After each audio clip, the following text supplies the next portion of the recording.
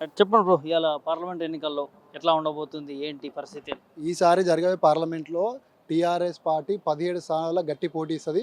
దాదాపు ఏ కాంగ్రెస్ నాయకుడు కానీ బీజేపీ నాయకుడు ఊహించని రీతిలో ఇవాళ మేము ఎంపీ స్థానాలు గెలవబోతున్నాం తెలంగాణ రాష్ట్రంలో. ఎందుకంటే కేసీఆర్ గారు చేసిన అభివృద్ధి, కేసీఆర్ గారు చేసిన మంచి పనే మమ్మల్ని మళ్ళీ గెలుస్తుందని మేము ఆశిస్తున్నాము. అంటే ఒకవైపేమో అభివృద్ధి చేసిరు అని చెప్పి మీరు అంటా ఉన్నారు. మన అసెంబ్లీ ఎన్నికల్లో కాంగ్రెస్ పార్టీ అధికారంలోకి వచ్చింది. నిజంగా కాంగ్రెస్ పాలన 100 రోజుల బ్రహ్మాండంగా చేసిందా? ఎట్లా ఉంది గ్రౌండ్ రియాలిటీ? ఇప్పుడు మీరు అన్నారు ఒక మాట, మీరు అభివృద్ధి చేసి ఉంటే మీరు ఎందుకు గెలవలేకపోయినారు అనే ఒక ప్రశ్న మీరు అడుగుతున్నారు. నేను ఏమన్నా అంటే మేము అభివృద్ధి చేసినాం కాబట్టి ప్రజలు మాకు ఓట్లు వేసినారు. ఓన్లీ రేవంత్ రెడ్డి గారి జూటా మాటలు, 420 గ్యారంటీలు, 6 గ్యారంటీల మాటలు విని ప్రజలు సరే ఏమైనా చేస్తాడేమో ఒకసారి అవకాశం ఇద్దామని చెప్పి వాళ్ళ అబద్ధపు మాటలు నమ్మి ఓటేసినారే తప్ప కేసీఆర్ గారి మీద, బీఆర్ఎస్ పార్టీ మీద ప్రేమ లేక కాదు. ఇప్పుడు మీరు చూసుకుంటే 6 గ్యారంటీలు ఇంప్లిమెంట్ చేసినాడు. 6 గ్యారంటీలలో ఏమి ఇంప్లిమెంట్ చేసినండి? 420 హామీలు ఉన్నాయి. ఇప్పుడు మొన్న చూసుకుంటే 16,000 కోట్లు అప్పు చేసినాడు ఈ 100 రోజులలో. అంటే దేనికోసం అప్పు చేసినాడు? ఇంతవరకు గతంలో కేసీఆర్ అప్పు చేసిన అని అంటా ఉన్నారు కదా. మరి వాస్తవానికి 16,000 కోట్లు అంటే దాదాపు 3 నెలల లోపలనే కదా పాలన ఉంది. ఎట్లా చెప్తారు? ఇప్పుడు నేను అదే చెప్తున్నా కదండి.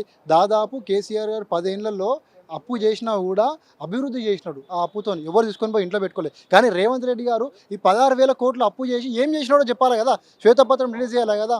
కేవలము ముడుపులు కట్టుకొని దాచుకొని దోచుకోవడానికే తప్ప ఆ 16,000 కోట్లు దేనికి ఇచ్చినాడంటే ఏం స్కీమ్ ఇంప్లిమెంటేషన్? కళ్యాణ లక్ష్మితో పాటు తులం బంగారం ఇస్తున్నాడు. ఇచ్చినాడా? స్కాలర్షిప్లు ఇచ్చినాడా? నిరుద్యోగులకు ఉద్యోగులు ఇచ్చినాడా? ఇక కొత్తగా ఏం డెవలప్మెంట్ చేసినాడు చెప్పండి. మేము డెవలప్మెంట్ ఏదైతే కంప్లీట్ చేసినామో అవే ఆయన ఓపెన్ చేసినాడు. ఇక కొత్తగా ఏం చేసినాడు? ఏం లే, కేవలం ఎన్నికల కోసం డబ్బులు లేవు కాబట్టి ఇది ఒక స్కీములు పెట్టి కమిషన్ వస్తుంది కాబట్టి అది దాచిపెట్టుకోవడానికి ఆ 16,000 అప్పులు తీసుకొని వచ్చాడు. 16,000 కోట్లు. కొన్ని చోట్ల కూడా ఏదైతే బీజేపీ కాంగ్రెస్ ఒకటే అన్నట్టు ప్రచారం అవుతా ఉంది. అటు కవిత అరెస్ట్ పైన ఏం చెప్తారు దీనిపైన?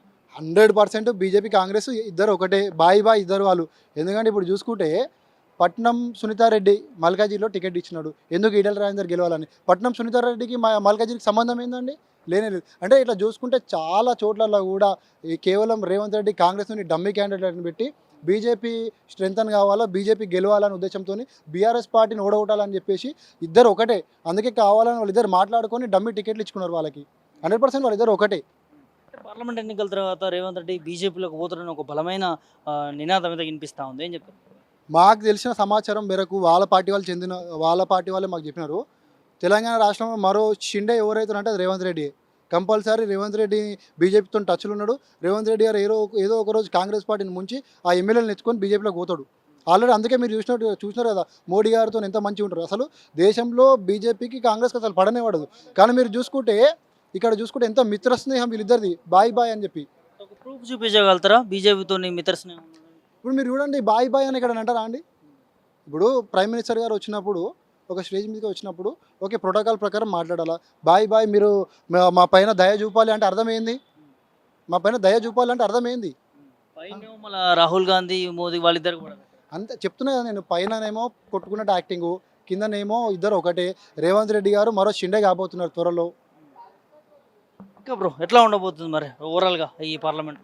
ఈ పార్లమెంట్లో అయితే మంచి మెజారిటీ వస్తుంది బీఆర్ఎస్ పార్టీకి. రేవంత్ రెడ్డి 100 రోజుల పరిపాలన మీద ప్రజలు చాలా వ్యతిరేకతతో ఉన్నారు. చెప్పులు తీసుకొని కాదు, చీపీ రేటలు తీసుకొని కొడతారు ఊళ్ళకి పోతే. ఎందుకంటే రుణమాఫీ ఏమన్నాడన్నా డిసెంబర్ 9 తారీఖు తీసుకొని వాళ్ళు ఉంటే 2 లక్షలు రిటర్న్ తెచ్చుకోమని చెప్పినాడు. 2 లక్షలు కాదు కదా, పాతవి ఇంతవరకు రుణమాఫీ చేయలేడు. రైతు బంధు సరిగ్గా ఇయ్యలేడు. ప్రజల కన్నీళ్లు తీరుస్తాడేమో అంటే పంటలలో నీరు లేక కన్నీళ్లు తెప్పిస్తున్నాడు. ఆటో అన్న జీవితాలు చూస్తే రోడ్ల పాలు చేసినాడు. నిరుద్యోగులకు ఉద్యోగాలు ఇస్తలేడు.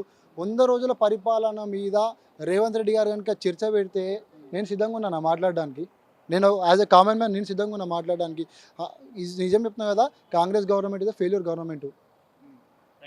ఓవరాల్గా ఏదైతే మొన్న రీసెంట్గా సోషల్ మీడియాలో వైరల్ అయిన మాట ఏంటంటే రేవంత్ రెడ్డి గారు స్వయంగా మొగోళ్ళు అయితే బీఆర్ఎస్ పార్టీ నుంచి ఒక్క సీట్ అయినా గెలవాలి, గెలిచి చూపించారు అని చెప్పి మాట్లాడింది. అన్నా నేను ఏమంటా, నిజంగా రేవంత్ రెడ్డి నువ్వు మొగడు అయితే, నీకు మొగతనం ఉంటే నువ్వు అంటున్నావు కదా నేను కాంగ్రెస్ పార్టీని నేనే గెలిపించుకొచ్చాను, నా వల్లనే కాంగ్రెస్ పార్టీ అధికారంలోకి వచ్చిందని. ఎక్కడొద్దు, నువ్వు ఎక్కడైతే ఎంపీగా పోటీ చేసి గెలిచినావో నా అన్న కేటీఆర్ అన్న సవాల్ ఇచ్చింది కదా, ఆ సవాల్ స్వీకరించు. మల్కాజిరి పార్లమెంట్ రా, చిత్తు ఓడిపోకపోతే నువ్వు చూడు బిడ్డ, నువ్వు మోగాను అని తెలుసు ఫస్ట్ నీకు. ఎందుకంటే నువ్వు సవాల్ స్వీకరిస్తలే అంటే అర్థమైంది అక్కడ నీకు భయం మొదలైంది. కేటీఆర్ మీద తెలంగాణ రాష్ట్రంలో పోటీ చేసే దమ్ము ధైర్యం ఉన్న నాయకుడు ఎవరు లేడు. ఎందుకంటే కేటీఆర్ మాట్లాడే శక్తి ఉన్న వ్యక్తి, ప్రజలలో మంచి చేసే వ్యక్తి, ఏదైతే గవర్నమెంట్ ఏదైతే పనులు చేయట్లేదో దానికోసం పోరాడే వ్యక్తి, అభివృద్ధి చేసిన వ్యక్తి కాబట్టి కేటీఆర్ మీద పోటీ చేసేంత దమ్ము రేవంత్ రెడ్డి కాదు, నరేంద్ర మోడీ వచ్చి పోటీ చేసినప్పుడు ఓడిపోతాడు కేటీఆర్ మీద. అందుకే రేవంత్ రెడ్డికి ఈ దమ్ము లేదు. రేవంత్ రెడ్డి గారు మళ్ళీ ఒకసారి నేను చెప్తున్నాను, మీకు దమ్ము ఉంటే మల్కాజిగిరిలో వచ్చి మళ్ళీ పోటీ చేయండి. కేటీఆర్ అన్న అక్కడికి వెళ్ళి పోటీ చేశాడు, నువ్వు గెలిచి నువ్వు మొగడు అని నిరూపించుకో ఫస్ట్. కాంగ్రెస్ నుంచి రాజగోపాల్ రెడ్డి మాట్లాడుతూ మొన్న మా కేటీఆర్ తట్టబుట్ట చదువుకుంటాడు, కేసీఆర్ కాలు జారి కింద పడ్డాడు స్టంట్లు చేస్తున్నాడు అని చెప్పి సింపతి కోసం చేస్తున్నాడు అని చెప్పి మాట్లాడు. ఇప్పుడు మరీ దౌర్భాగ్యమైన మాటలు. ఎందుకంటే కోమటిరెడ్డి వెంకటరెడ్డి అన్న వాళ్ళ కుమారుడు చనిపోయినప్పుడు కేసీఆర్ గారు దగ్గరుండి పరామర్శించి వచ్చినాడు. ఇవాళ అదే కేసీఆర్ గారు పాపం కాలు జారి అనారోగ్యంతో వాళ్ళకి కొంచెం దెబ్బ తాకితే కోమటిరెడ్డి వెంకటరెడ్డి ఏమంటున్నారు, శిక్ష పడిందని అంటాడు. రాజగోపాల్ రెడ్డి ఏమంటాడు, దెబ్బ తాకింది అంటాడు. అంటే ఇంత ఒక రాష్ట్రాన్ని తెచ్చిన ముఖ్యమంత్రి, ఒక రాష్ట్రాన్ని తెచ్చిన నాయకుడు, 10 సంవత్సరాలు తెలంగాణకి ముఖ్యమంత్రి, గౌరవించాల్సింది పోయి కనీసం పరామర్శించాల్సింది పోయి ఇట్లాంటి దౌర్భాగ్యం మాటలు మాట్లాడుతారా? త్వరలో కార్యకర్తలు మీకు బుద్ధి చెప్తాము, ప్రజలు బుద్ధి చెప్తాము. ఇంకొక మాట అన్నాడు, కేటీఆర్ తట్టబుట్ట చదువుకుంటూ పోతారని. కొన్ని రోజులు ఆగుబిడ్డ, కాంగ్రెస్ పార్టీ తట్టబుట్ట చదువుకొని పోతుంది. మీరు ఈ 6 గ్యారెంటీలు 420 హామీలు నెరవేర్చకపోతే ప్రజలు నేను తట్టబుట్టించి నిన్ను పంపిస్తాం ఫస్ట్. మళ్ళీ ఇడికే ఊరికే ఢిల్లీకి ఉరకాల నువ్వు బిడ్డ, ఎక్కడ తెలంగాణ రాష్ట్రంలో కనిపించవు నువ్వు. ఎమ్మెల్సీ కవిత పైన అరెస్ట్ పైన ఎట్లా చూస్తారు ఇప్పుడు మీరు? ఇది ఓన్లీ పొలిటికల్ ప్రొపగండా. ఇది మనీ లాండరింగ్ ఇష్యూస్ ఎక్కడ కాదు. ఎందుకంటే మోడీ రాకముందే ఈడీ వస్తుంది, ఈడీ వచ్చి అరెస్ట్ చేస్తుంది. ఎందుకంటే ఇక్కడ కాదు, మనం భారతదేశంలో ఎన్నో దగ్గర చూసినాము. వాళ్ళకి సహకరిస్తానేమో ఏం చేసినా ఏం కాదు, వాళ్ళకి సహకరించకపోతే తప్పు చేయకపోయినా తప్పు చేసినట్టు చూపించి అలా ఫేక్ సోషల్ మీడియా, ఫేక్ ఆఫీసర్లను పెట్టుకొని అన్ని ఫేక్ ఆధారాలు పెట్టి వాళ్ళు చూస్తే కోర్టులో చూడండి, వాళ్ళు ఇన్ని రోజులైనా నిరూపించలేకపోతున్నారు. ఏంటంటే ఓన్లీ ప్రొపగండా, ఉట్టి పొలిటికల్ ప్రొపగండా. వాళ్ళు ఓడిపోతారనే భయంతో కేజ్రీవాల్ గారిని, కవిత గారిని, ఇక్కడ బీఆర్ఎస్ పార్టీని, అక్కడ ఢిల్లీలో కేజ్రీవాల్ని బద్నాం చేయాలని ఇది ఒక ఉద్దేశం తీసుకున్నారు వాళ్ళు. నేడు మల్కాజ్గిరి పార్లమెంట్కి సంబంధించి ఎలా ఉండబోతుంది బ్రో? అన్న, మల్కాజిగిరి పార్లమెంట్లో 3 పార్టీలు ఆల్రెడీ రెడీగా ఉన్నాయి. మా బీఆర్ఎస్ పార్టీ రెడీ ఉన్నది, కాంగ్రెస్ పార్టీ రెడీ ఉంది, బీజేపీ పార్టీ నుండి ఈటల రాజేందర్ అంటే హుజురాబాద్లో ఓడిపోతే ఈడికి వచ్చినాడు. సునీతా మహేందర్ రెడ్డి, ఆమెకి మల్కాజిగిరికి సంబంధం లేదు. రాగిడి లక్ష్మారెడ్డి గారు బీఆర్ఎస్ పార్టీ నుండి ఉన్నారు. ఈటల రాజేందర్ గారికి మల్కాజిగిరికి సంబంధం లేదు.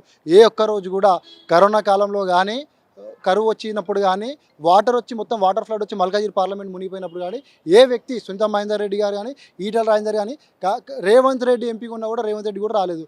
కానీ అప్పుడు రాగిడి లక్ష్మారెడ్డి అన్న దగ్గరుండి నిల్చొని ప్రతి ఇంటికి గడప గడప తిరిగి ఆహారం పంచినాడు. మునిగిపోతే వాళ్ళకి డబ్బులు లేకపోయి సామాన్లన్నీ మునిగిపోతే వాళ్ళకి ఆర్థిక సహాయం చేసినాడు. కొంతమంది విద్యార్థులకు ఫీజు కట్టి మరి కాలేజీకి పోయి మరి దాదాపు 2 కాదు 3 ఒక్కొక్క కాలేజీలో ఆయన దగ్గరుండి కట్టి వాళ్ళకి విద్యను అందిస్తున్నాడు. మెడికల్ క్యాంపులు పెట్టినాడు.